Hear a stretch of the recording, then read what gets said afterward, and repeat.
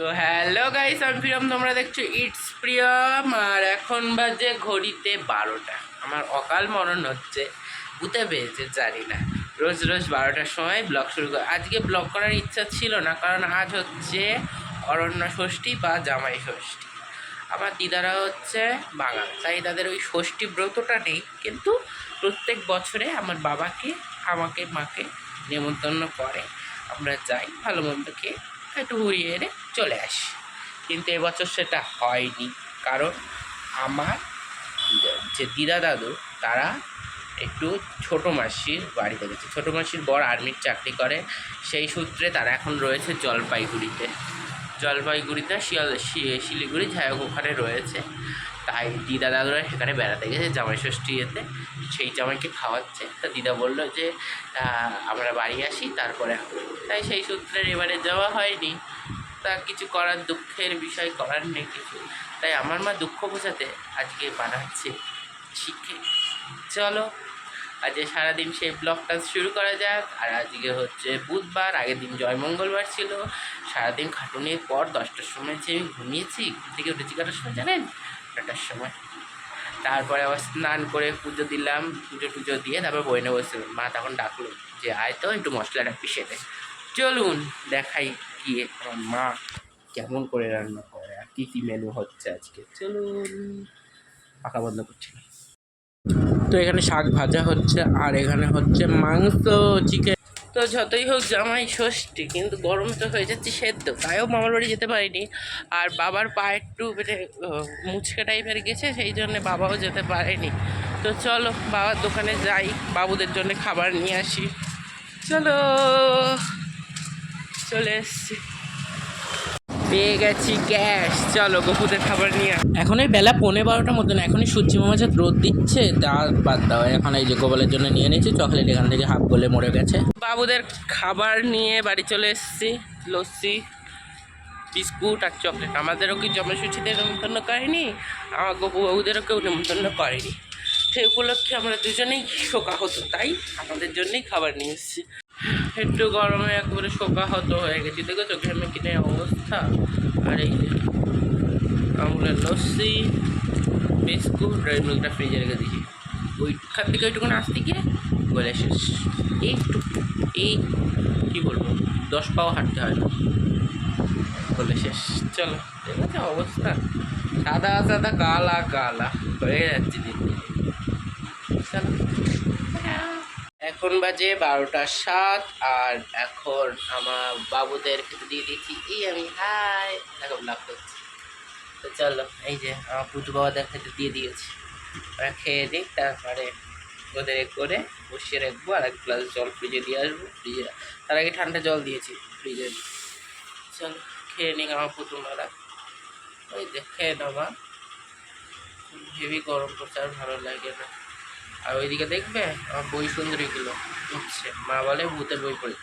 যদি ভূতেই বই পড়তো, আমার কাছে একটা কথা, যদি ভূতেই বই পড়ে তাহলে ভূতেরা কেন শিক্ষিত হয়? অশিক্ষিত মূর্খ রয়েছে তো, তাই জন্য লোকের ঘাড়ে ওঠে। তাহলে তো আয়েস রায়েস হয়ে যেত ভূতেরা যদি বই পড়ে। আমি আর এইটা বোঝাতে পারি না। আমার এটা যে কুসংস্কার, তা একদিক থেকে বলে ভালো, বইগুলো পড়াটা তো ঠিক না, না? তো এখন দেখতে পাচ্ছ বইগুলো কেমন ভূত নাচন দিচ্ছে, ভূত যেন পড়ছে, পেজ উল্টিচ্ছে। বাদ দাও, এবারে চিকেন এসে গেছে কষা, সেটাই খেয়ে নিচ্ছি কষা কষা। তারপরে এসে গেল আমার দুপুরের ভাত খেয়ে, তারপরে একবারে বিকেলে দেখা হচ্ছে তোমাদের সাথে। আহা কালার কি! সেই সকালের চকলেটটা এনেছিলাম, সেটাই গপুদের এখন খাইয়ে দিচ্ছি, তারপর উপরে গিয়ে খাবে, কারণ আজ আর ওদের নিচে গরমে আর খেতে ইচ্ছা করছে না। তো চলো আমি ওই চকলেটটা একটু কামড় বসাই, কেন ওদের খাওয়া হয়ে গেছে। ওরা আজ হচ্ছে নেক্সট ডে, আর আমি কালকে আর ব্লগ করতে পারিনি। তো দুটো ব্লগ আজকে একসাথে যাবে, ফাঁকিবাজি কাজ।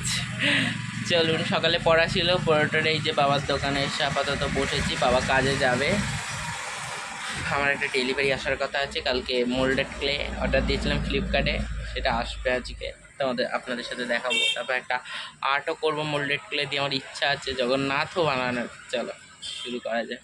অ্যান্ড বইটই নিয়ে এসেছি, পড়াশুনো করবো। চল, গরম আর ভালো লাগছে না, পাখা বন্ধ করে দিয়েছি। আপনারা কথা বলছিলেন বলে এবার পাখাটা চালাই। টাটা।